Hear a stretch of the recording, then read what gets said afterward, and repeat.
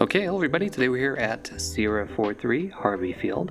We're going to take a walk over and check out my newest airplane, which is Carenado's C172. When I saw the announcement from Carenado that they released a new C172, I was hopeful that it might be a 70s era Skyhawk, which are the C172M Skyhawks that I fly, but this is actually the very first C172 model, which was released in 1956. So we'll hop into the pilot seat, turn on all the lights, and do a proper pre-flight. We've got our co-pilot Amanda with us. Hey Amanda. And this has the old style pull switches, so we'll pull on the master and all of the lights.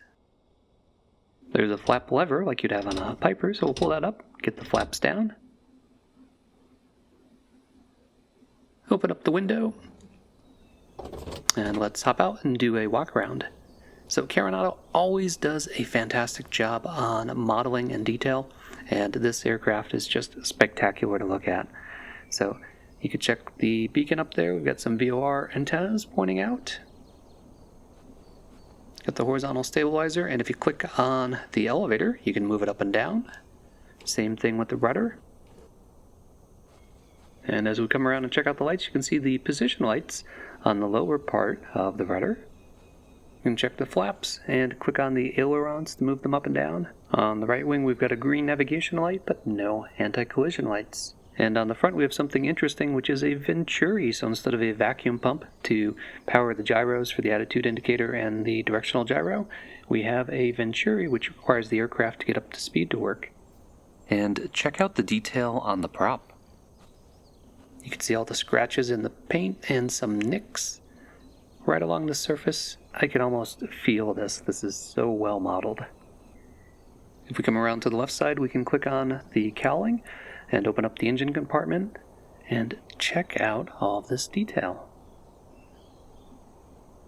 We've got an oil dipstick that we can check. That looks like pretty fresh oil. Looks good.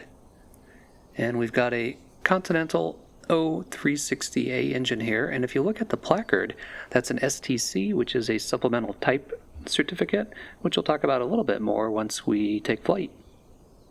We'll close that up and continue our walk around. Next, we have a really unusual pitot tube with a built-in cover that looks like it opens with airspeed. So we'll hop inside, and we've got the left fuel tank gauge mounted right above us, the right one on the other side. There's a little map light here. You can see the switch to the front. That works. When I first saw the panel, I thought it looked like the C170, and that's because the very first 172 was the tricycle wheel variant of the C170 tailwheel. You can see all the standard 6-pack gauges just spread out across the left and right side of the panel. Down to the bottom, we have these pull switches. We have a C172K at my flight school, which has pull switches just like this. Another great bit of detail is the registration and airworthiness certificate, which we'll talk about in detail once we get airborne. Over to the right here, we have working vents. Another nice touch. Of course, the visors work, the overhead lights work, and look at the stitching and the detail on the seat belts. Alright, we've already got the mixture in. Throttle is cracked. We'll prime it. Master is on. We'll turn over the magnetos to both, and the starter is a separate switch here on the left. Feet are on the brakes. We'll pull the starter switch. Notice the attitude indicator came to life. We'll talk about that in a little bit because we're running off a Venturi, don't forget. We'll adjust our RPMs. Bring on the avionics. Turn on our lights. Bring the flaps down. Harvey Field traffic, Cessna 451 Whiskey Alpha, taxi from the ramp to runway 33 right, Harvey Field.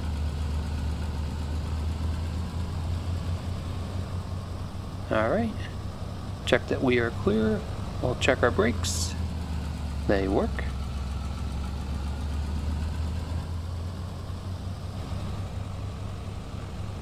And then we're going to hang a right. We've got the restaurant on our right here that we'll be passing, the Buzz Inn. A couple people on the deck, watching all the planes go by. And we're going to hang a left here. We've got some signs for skydiving. And then we've got a bunch of yellow signs up here. We're going to stop and read those. So that's a noise abatement. Looks like they don't want us doing run-ups past this point, so we'll stop here and do our run-up. Bring the RPMs up to 1,600. And we'll do our mag check.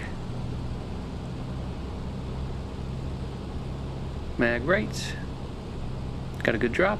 Back to both. Mag left. Good drop. Back to both. And we'll try carb heat and see if it's modeled. Carb heat on. And there it is. A 50 RPM drop. And it lagged. Beautiful job, Carenado. I've mentioned this before, but out of the aircraft I have, Carenados are the only one that model carb heat. So, great job. Harvey Field traffic, Cessna 451 Whiskey Alpha, departing runway 33 right, remaining in the pattern, Harvey Field. Alright, so a good way to put it through its paces is do a lap around the pattern.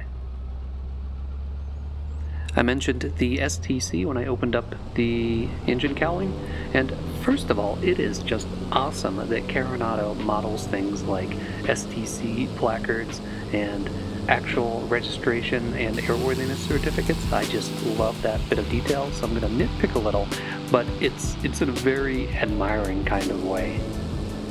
The engine for this aircraft is a Continental O360A. It's a carbureted engine. We had carb heat that we pulled on.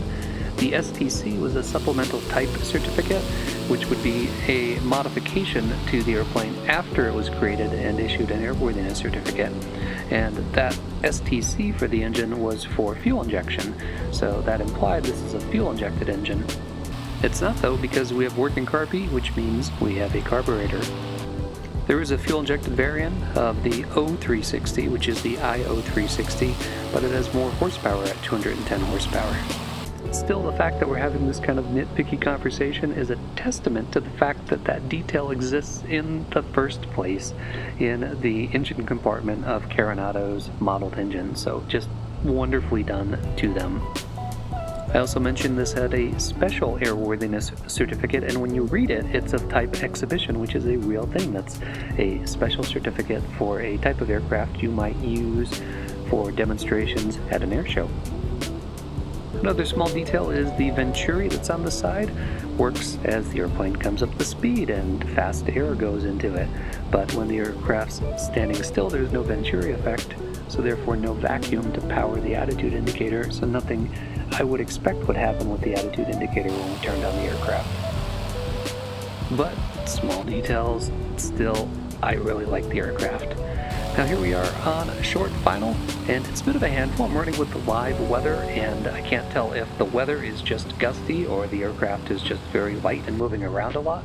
But it's actually pretty hard for me to control this, and I'm really needing to work at it to keep myself on centerline here and to keep myself on glide path.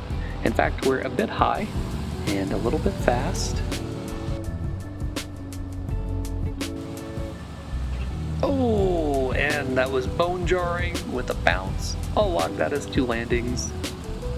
But we survived. The aircraft was actually a bit of a handful to fly, and I can't determine if it's the weather and some gusts going on, or maybe just the sensitivity of the controls, but it was pretty hard to trim out, and really a bear on final with the pitch changing a lot. So I'll have to play around with this and just set some calm weather to get a good read on how it handles.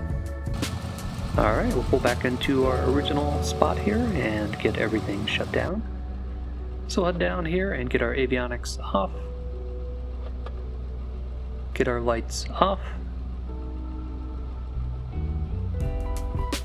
Pull the mixture to cut off.